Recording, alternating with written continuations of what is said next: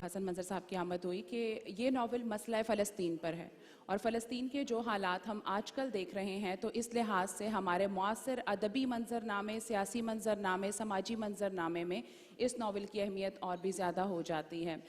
یہ ناول 2016 میں منظر عام پر آیا تھا، لیکن اس کے اوپر جیسا کہ آپ جانتے ہیں کہ بہت ہی حساس موضوع ہے تو اتنی زیادہ بات نہیں ہو سکی، یا جو بات کرنا چاہتے تھے وہ کسی مصلحت کے تحت خاموش رہے۔ یہ اس ناول کا مرکزی کردار اسرائیل کے پہلے وزیر دفاع اور 11ویں وزیر اعظم ایریل شیرون ہیں، اور اس میں ان کی زندگی کا بیان نہیں یا ان کی شخصیت کا بیان نہیں، بلکہ انہوں نے اپنے آخری 8 سال سے زائد عرصہ جو مفلوج ہو کر گزارا اور لحظہ بلحظہ اپنی موت کا انتظار کرتے ہوئے گزارا، اس وقت کا بیان ہے، جس سے حسن منظر صاحب نے ہمیں مکالمے کی شکل میں جو ان کا اپنی ذات سے ہے، ان کے احساسات اور ان کی جو بھی ان کے اندیشے ہیں، اس کی صورت میں ہمارے سامنے پیش کیا۔ تو سب سے پہلے حسن منظر صاحب، میں آپ سے گزارش کروں گی کہ آپ ہمارے یہاں موجود آڈینس ہیں ان کو یہ بتائیں کہ یہ ناول لکھنے کی وجہ کیا تھی، اس کی تحریک کیوں کر پیدا ہوئی، کیونکہ یہ بہت ہی ایک حساس موضوع ہے جس پر بہت سے لوگ بات نہیں کرنا چاہتے، اور آپ نے ایک ناول لکھا اور اسرائیل کی تقریباً سب سے طاقتور شخصیت کو آپ نے اپنی کہانی کا موضوع بنایا، تو اس کے پیچھے کیا تحریک تھی، آپ نے اس موضوع ہی کو کیوں چنا؟ امید ہے سر کہ آپ میرا سوال سن چکے ہوں گے، کیا میں اسے دوبارہ دہرا دوں؟ سر میں یہ پوچھ رہی تھی آپ سے کہ آپ نے ایک انتہائی حساس موضوع کو اپنے ناول کے لیے چنا، اور اس پر ظاہر ہے آپ نے اس کو ان ایریل شیرون کے خیالات اور محسوسات سے ہمارے قارئین کو متعارف کرانے کی کوشش کی کہ وہ کیا سوچ سکتا ہے، اور ایک بستر مرگ پر لحظہ بلحظہ موت کا انتظار کرتے ہوئے اس کے کیا صورتحال ہو سکتی ہے۔ تو یہ ایک انتہائی مشکل موضوع تھا جسے آپ نے اپنے ناول کے لیے چنا، تو اس کی تحریک کیوں کر پیدا ہوئی؟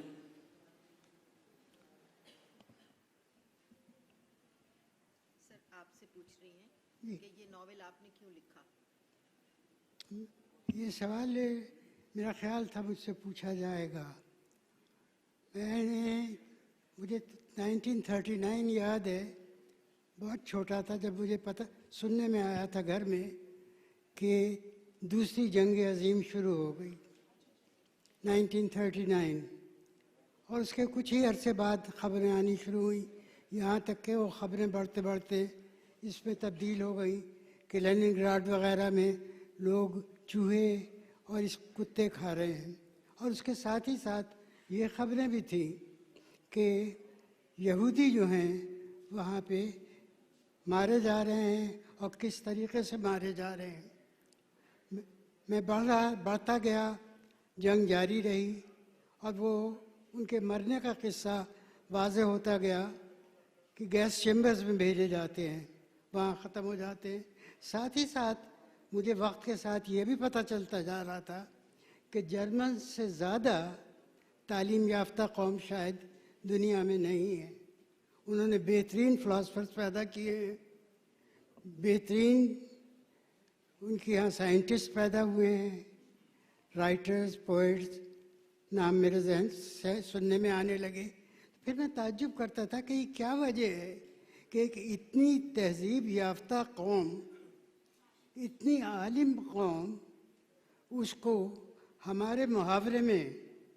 کیا کتے نے کاٹا ہے کہ وہ ان کے پیچھے پڑ گئی ہے اور ان کو بے وجہ مار رہی ہے۔ اب مجھے نہیں معلوم تھا کہ کیوں ایسا ہو رہا تھا۔ یا میں بڑھتا گیا، یہ سوال میرے ذہن میں ساتھ ساتھ رہا، اور اس نے میرا پیچھا کبھی نہیں چھوڑا۔ میں نے بہت سے لوگوں سے پوچھا اس کا جواب کہ کیا وہ پاگل ہو گئے تھے، مگر اس کا جواب انہیں پوری طرح نہیں معلوم تھا، کیونکہ یہ گتھا ہوا ہے ان کی یورپ کی پوری تاریخ سے۔ اس میں آہستہ آہستہ اور چیزیں مجھ پہ کھلتی گئیں، یہاں تک کہ مجھے پتہ چلا کہ ان کی تاریخ جو ہے وہ کیا ہے۔ وہ یہ نہیں ہے یہاں سے شروع نہیں ہوئی ہے، بلکہ یورپ میں پیدا ہوئی، اور ان کا ان سے تعلق نہیں ہے جو افریقہ میں افریقی یہودی ہیں یا جو پاکستانی یہودی ہیں، انڈین یہودی ہیں، وہ رنگت میں بھی فرق تھے۔ یہ معاملہ جو ہے یہ صرف یورپ کے بسنے والے یہودیوں کا ہے جو ہر ملک سے نکالے گئے۔ یہ جملہ بہت بات کا ہے جو میں نے پڑھا ہے، یہ اس میں نہیں آ رہا، لیکن صحیح ہے کہ برنارڈ شاء نے کہا تھا کہ دنیا کی ہر قوم کوشش کرتی ہے کہ دوسروں سے ایڈجسٹ کر سکے، لیکن یہ وہ قوم ہے جو چاہتی ہے کہ دنیا اس سے ایڈجسٹ کرے، اور یہ وجہ تھی ان کے اسپین سے نکالے جانے کی، فرانس سے، برطانیہ سے، اور انہوں نے کیا کیا کیا۔ تب جب یہ سب مجھ پہ واضح ہوتا گیا تو مجھے پتہ چلا کہ انہوں نے کیا کیا پہلے کیا ہے۔ نبوکدنصر ان کو کیوں ہانکتا ہوا لے گیا تھا، کیوں ان کو اوروں نے نکالا تھا، 3 مرتبہ انہوں نے وہاں سے چھوڑا، اوروں کے ساتھ کیوں نہیں ہوتا، پارسیوں کے ساتھ کیوں نہیں ہوتا۔ تب مجھے پتہ چلا آہستہ آہستہ کہ یہ اس میں شامل نہیں ہے، بلکہ ایک فرقہ ہے جو خود کو دنیا سے الگ رکھنا چاہتا ہے، جس کا یہ ہے کہ ہمیں عبادت کے لیے وہ جگہ چاہیے جہاں اور کوئی نہ ہو۔ تو میری اپنی رائے تو یہ ہے کہ وہ مذہب کسی کام کا نہیں ہے جس میں ہر شخص داخل نہ ہو سکے اپنی مرضی سے۔ تو تب یہ خیالات آتے گئے، اور جب وہاں سے میں نے دیکھا کہ کیا کس طرح ہو رہا تھا، اور 1965 کی جنگ میں جو ہوا تھا جس طریقے سے، اور دوسرے عربوں نے کیا رخ اختیار کیا تھا، اور یہ لوگ کس طریقے سے نہتے تھے اور لڑے تھے، تب یہ خیالات نے مجھے مجبور کیا کہ میں پڑھوں ان کے بارے میں۔ میں نے پڑھنا شروع کیا، اور وہ لڑکا جو رشن تھا بائی برتھ، وہ جو لے کے ان کا ایرک اس کا نام میں بھول گیا، جو 10 سال بیمار رہ کے مرا، وہ کس طریقے سے کہ نفرت اپنی چکا رہا تھا، کہ اس کے الفاظ تھے کہ ہمیں وہ نفرت عربوں سے پوری کرنی ہے۔ اس عرصے میں یو کے بھی گیا تھا، اور ایک عجیب چیز میں نے پائی کہ وہاں پہ ایگریشن کے بارے میں جب بات ہوتی تھی، جو کہ میرا ٹاپک تھا، ہر سائیکیٹرسٹ کا ہوتا ہے، سائیکالوجسٹ کا ہوتا ہے، تو اس پہ مثال دی جاتی تھی کہ تمہاری کوئی ہستی نہیں ہے جب تک کہ تمہیں ایگریشن نہیں ہے۔ اور اس کی بہترین مثال آپ دیکھیے کہ یہ پہلے ہر جگہ سے دھتکارے جاتے تھے، اور اب دھتکارے نہیں جاتے ہیں، اب دنیا ان کی عزت کرتی ہے۔ یہ ایک عجیب رویہ تھا اس قوم کا جنہوں نے ان کو نکالا تھا، دوسروں پہ مسلط کیا تھا، یعنی برطانیہ نے، اور ان کی بیکنگ کی تھی فرانس نے، امریکہ نے سب سے زیادہ، اور وہ بالکل بھول گئے تھے کہ ان کے کیا کارنامے ہیں۔ خیر، اس کو بھول جانا ہی اچھا تھا کہ حضرت عیسیٰ کے ساتھ کیا کیا، ماضی تھا، لیکن اب کیا کیا وہ سب بھلا دیا انہوں نے۔ وہ اپنے سے نجات پا رہے تھے اور ان کو وہاں بٹھا رہے تھے اس قیمت پہ کہ یہ اپنا بدلہ لے رہے ہیں عربوں سے جو ان کا خون بہایا گیا جرمنی میں ہٹلر کے ہاتھوں۔ اس چیز نے آہستہ آہستہ یہ شکل اختیار کی کہ میں لکھنا چاہتا تھا۔ پھر اس کے بعد یہ ہوا کہ لکھنے کے لیے جب خیال مجھے آتا تھا تو ایک بات میرے ذہن میں آتی ہے کہ یہ انہوں نے جس طریقے سے جنگ شروع کی سن 45 سے پہلے سے، کہ وہاں سے اسلحہ لے کے آئے، برطانیہ نے ان کو تیار کیا، ان کے گروپس بنائے گئے جو کہ ویل ٹرینڈ تھے، یہ آ کے وہاں ٹھہرے، اور وہ وقت تھا جو ان کی تقدیر کو ہمیشہ کے لیے بدل سکتا تھا، لیکن نہیں، انہوں نے پھر سے تباہی کا راستہ اختیار کیا۔ ہمارے یہاں ایک محاورہ ہے، عرف عام کا محاورہ ہے، کوئی بہت بڑھیا نہیں، کہ ناک کو چاہے اس طرف سے پکڑو چاہے اس طرف سے پکڑو۔ یہ جب وہاں سے جرمنی سے آئے ہیں پٹ کے، تو ان کے پاس موقع تھا کہ یہ عربوں کو جیت لیتے،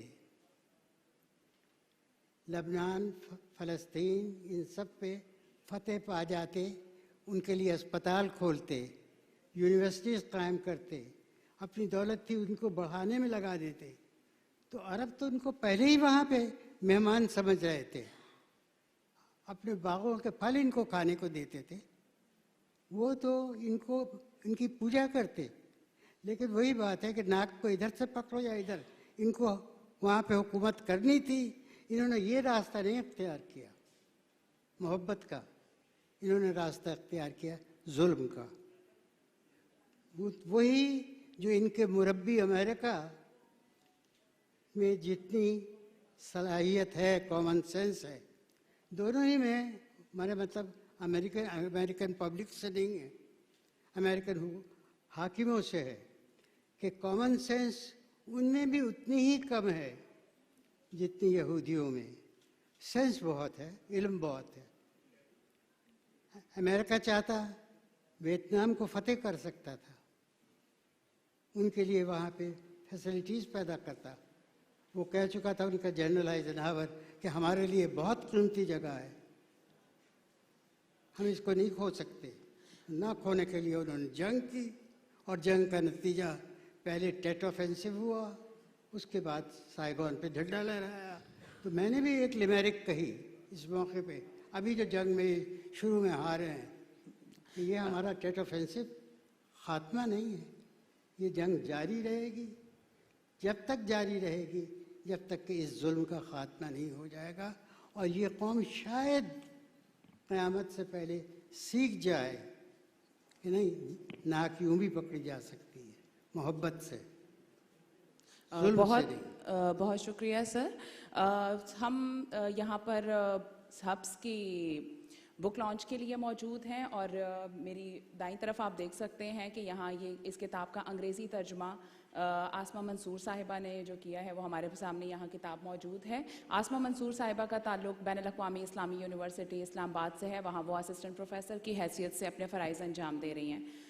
اس ناول کے بارے میں مستنصر حسین تارڑ نے کہا تھا کہ اگر یہ اردو زبان کے علاوہ کسی اور زبان میں لکھا جاتا تو نوبل پرائز کا حقدار قرار پاتا۔ تو اب یہ ایک اور زبان میں ترجمہ ہو چکا ہے، اور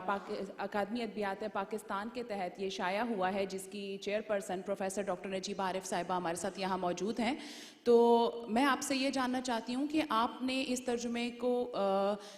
کیوں شائع کرنے کی ذمہ داری قبول کی، اور آپ کیا سمجھتی ہیں کہ اس کے انگریزی ترجمے سے ہمارے ادبی منظر نامے پر کیا اثر پڑے گا؟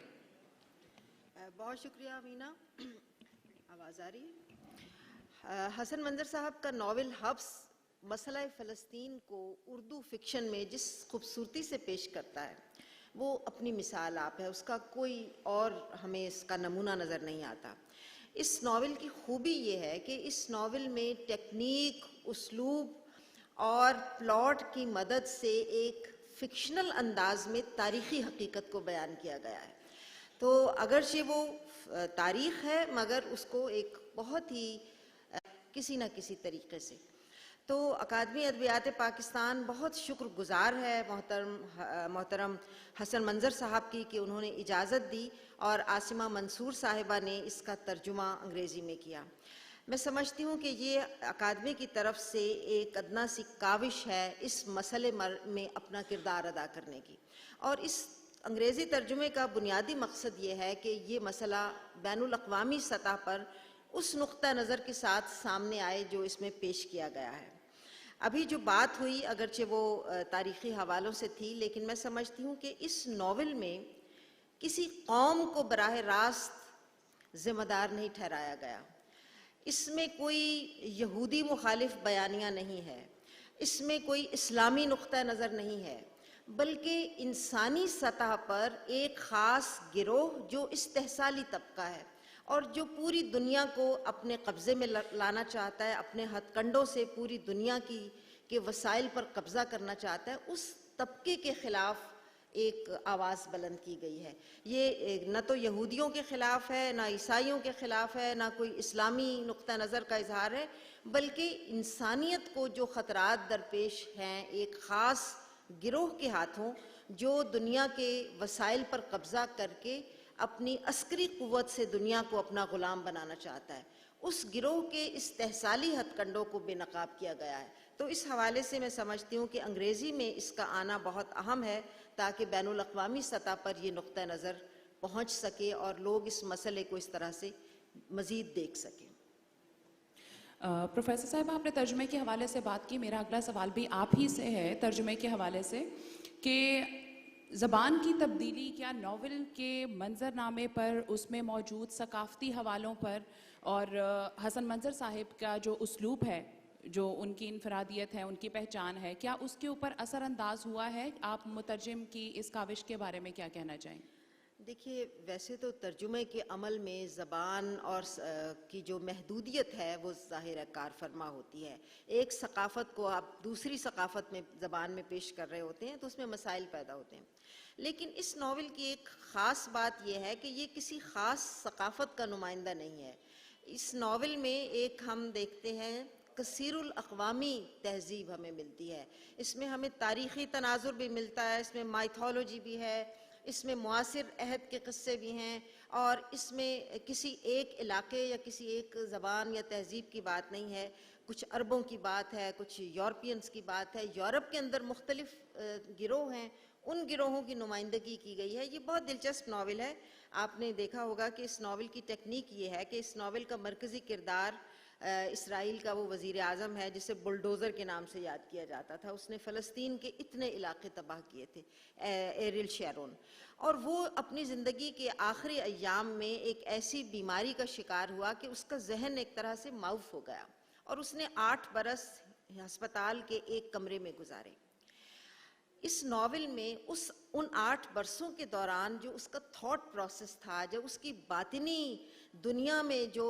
کشمکش تھی اور جو خیالات اس کے ذہن میں آ رہے تھے اور وہ مشینوں کی مدد سے ریکارڈ ہو رہے تھے، ظاہر ہے یہ ایک فکشن ہے، لیکن اس ناول میں ایک طرح سے ان خیالات کو پڑھا گیا ہے اور ان خیالات کے تناظر میں اس مسئلے کی تاریخ اور اس کی اہمیت کو اجاگر کیا گیا ہے۔ اس میں اس کی ذاتی زندگی بھی شامل ہے، اس میں اس کی سیاسی زندگی بھی شامل ہے، اور اس کے ساتھ ساتھ اس میں جو ہم کہتے ہیں ایک بین المتونیت کا انٹر ٹیکسچوالٹی جو ہے وہ بہت ملتی ہے۔ اس میں آرٹ کا ذکر ہے، فلموں کا ذکر ہے، ڈاکیومنٹریز کا ذکر ہے، اس میں دوسری کتابوں کا ذکر ہے، اس میں اور ایسے بہت سے عوامل ہیں جو ہمیں اس کے ذہن میں آتے ہوئے خیالات کی مدد سے ہمارے سامنے آتے ہیں۔ تو یہ کسی خاص ثقافت کا چونکہ نمائندہ نہیں ہے، اور میں سمجھتی ہوں کہ انگریزی میں اس کا ترجمہ اتنا ہی اچھا ہے جس طرح اپنی اصل زبان میں ہے۔ اس ترجمے کی خاص بات یہ ہے کہ جیسا ہم جانتے ہیں کہ ترجمے کے لیے ضروری ہوتا ہے کہ وہ منشاء مصنف کے قریب ہو، تو یہ اس ترجمے کو خود حسن منظر صاحب نے پڑھا ہے اور انہوں نے اس کو اپروو کیا ہے، تو مجھے یقین ہے کہ یہ منشاء مصنف کے قریب ترین ہوگا۔ چونکہ ہمارے پاس وقت کی کمی ہے اور تقریباً ختم ہوا چاہتا ہے، تو میں اپنا آخری سوال حسن منظر صاحب سے ہی کرنا چاہوں گی کہ آپ پیشے کے اعتبار سے سائیکیٹرسٹ ہیں، اور آپ کا موضوع بھی جو ہے، جو کردار ہے آپ کا، وہ بھی اس کی بھی آپ نفسیات کی بات کر رہے ہیں، تو میں یہ جاننا چاہتی ہوں کہ اس ناول کی تحریر کے دوران میں آپ نے اپنی پیشہ ورانہ زندگی، اپنے تجربات سے کس حد تک کام لیا اور اس کو کتنا سمویا، اس کو کیسے آپ نے ناول سے باہم آمیز کیا؟ یہ صرف اس ناول کے ساتھ نہیں ہے، جو کچھ بھی میں نے لکھا ہے اس کے لیے وقت جب مجھے بہت کم ملتا تھا، ہمیشہ کم ملا ہے، تو اب ملا ہے جب میں کچھ کرنے کے لائق تقریباً نہیں رہا ہوں، تو شام کے وقت جس وقت کلینک سے تھک ہار کے آتا تھا تو تھوڑا بہت اس دن یا چھٹی کے دن یعنی اتوار کو جو میری یہاں میرے کلینک میں جمعے کو پڑھتا ہے تو اس دن میں صبح سے بیٹھ کے شام تک لکھتا رہا. بہت سی چیزیں میں نے ایک دن میں لکھی ہیں، اس لیے کہ دوبارہ وقت نہیں ملنا تھا، میں جانتا تھا. آپ کا یہ سوال اگر پورا میں نے جواب نہیں دیا ہے تو کچھ اور کہوں. میں ایک بات اور کہنا میں بہت شکر گزار ہوں مرحوم آصف فرقی کا کہ جب میں نے یہ ایک دم لکھنا شروع کر دیا جیسے اور چیزیں لکھی بغیر کوئی خاص ارادے کے کہ یہ بھی لکھنا ہے، لکھ کے 2-3 چیپٹرز میں نے سوچا کہ اس کو پھاڑ دینا چاہیے، کہیں نہیں چھپے گا. اور یہ جہاں میرے 2 بچے ہیں اس ملک میں نہیں جا سکوں گا. پھر آصف کو دکھائی، آصف کو بہت پسند آیا. اس نے کہا لکھو. میں نے کہا چھپے گا کہاں؟ تو آصف نے کہا کہ چھپے گا کہ وہ سر رہے. تو میں ان کا شکر گزار ہوں کہ انہوں نے اردو میں لکھوا کے اس سے بڑا ان کا شکر گزار ہوں کہ انہوں نے اسے چھاپا. پھر میں شکر گزار ہوں ان چند حضرات کا، کافی ہیں وہ، مجھے نام 2-3 ہی کے یاد آ رہے ہیں، جنہوں نے پڑھتے ہی کہا کہ اس ناول کو انگلش میں ہونا چاہیے تاکہ یہ باہر جا سکے، لوگوں تک پہنچ سکے. سب کو ایک بات سمجھ میں آئی، میں خوش ہوں کہ یہ نہیں بات تھی کہ وہ میری تعریف کر رہے تھے، وہ یہ اہمیت اس کی سمجھ رہے تھے کہ یہ ایک چیز ہے جسے پہنچنا چاہیے دوسرے ملکوں تک کہ وہاں پہ کیا ہو رہا ہے. اور ان کے کہنے والوں میں سے آپ کے یہ تھے، دیکھیے میں نام آج کل بہت بھولتا ہوں، جو ٹریول بہت کرتے ہیں، مستنصر حسین تارڑ صاحب تھے، آپ بیٹھی ہیں. مرحوم جسٹس خیری اور بہت سے لوگ تھے، لیکن یہ 3 اس وقت مجھے یاد آئے. تارڑ صاحب، محترمہ